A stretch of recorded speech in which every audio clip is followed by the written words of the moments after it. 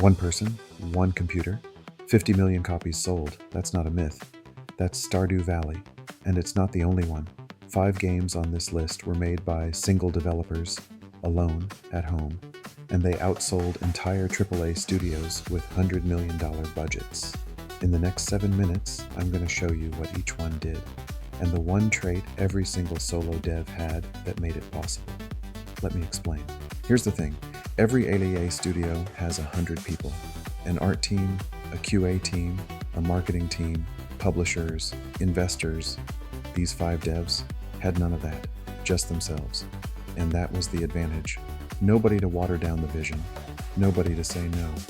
A players don't need permission. They need leverage and a laptop. Let me explain. Going 5 to 1.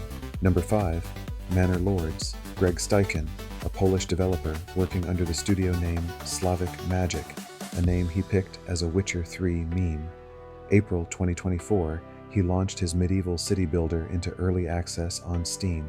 Before release, 2 million wishlists. Most wishlisted game on Steam at the time. After release, 2 million copies sold in under 3 weeks. Greg had been working on this for years, funded by Patreon donations, an epic mega grant in 2021 to keep the lights on. Brutal truth, Manor Lords went from a one-man passion project to a $20 million hit in under a month, because Greg didn't build for a market.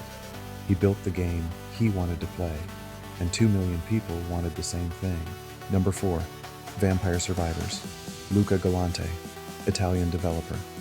He was unemployed when he started making this game. Released it in 2022 at a super low price, a couple dollars.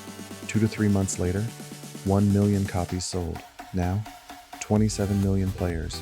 Won Best Game at the BAFTAs. Spawned an entire new genre that Steam calls Survivor-likes or Bullet Heaven. Here's the lesson. Luca made this game while looking for work. He wasn't funded, wasn't backed, wasn't waiting for permission. He shipped in early access, rough, unfinished, cheap, and let the market tell him if it was worth building. The market said yes, very loudly. Number 3, Balatro, LocalThunk, a Canadian developer who kept his identity anonymous, worked a normal IT job, made a poker-themed roguelike on the side as, and I quote, something to put on my resume. He expected the game to sell maybe 10 copies. February 2024, Balatro launches. 500,000 copies in 10 days. 5 million copies in under a year. Best game at the Game Awards. One of the top-rated games of the decade. LocalThunk quit his IT job, bought a house, and refused to change his lifestyle, saying, quote, I still have a job to do. Balatro has updates coming. Here's the brutal truth. He wasn't passionate about being rich. He was passionate about shipping.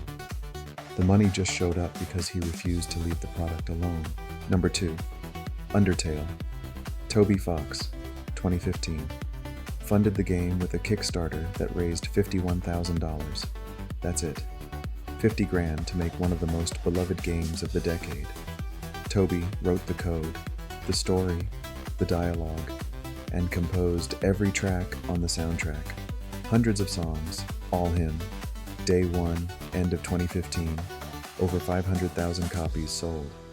Lifetime, estimated $40 million in revenue from a $50,000 budget. That's an 800x return. Most developers spend $50 million making games. Toby spent $50,000 and made a game that people still get tattoos of 10 years later. Here's the lesson. Budget isn't the constraint.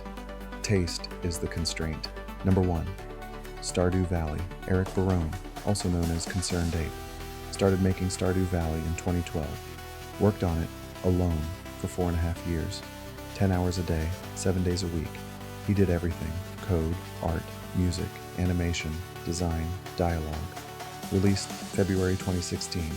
Sold 1 million copies in 2 months. Today, over 50 million copies sold. $518 million in gross revenue. 152 million net. Let that sink in. One guy, one game, $500 million. And here's the part no one talks about. Eric still updates Stardew Valley for free. He still lives in the same house. He's worth hundreds of millions, and he's working on his next game, Haunted Chocolatier, also alone. Dude, if there's one story on this list to remember, it's this one. Proficiency over passion. Consistency after boring.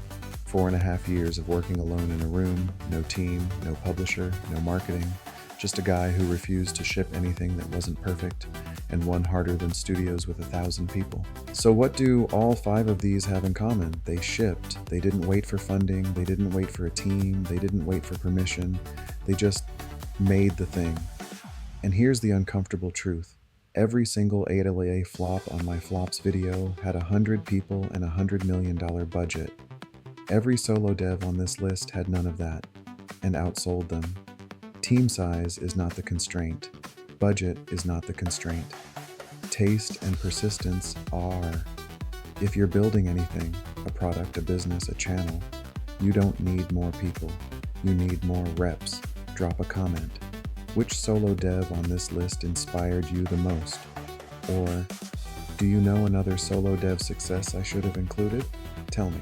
Best answer gets pinned. I'll see you in the next one.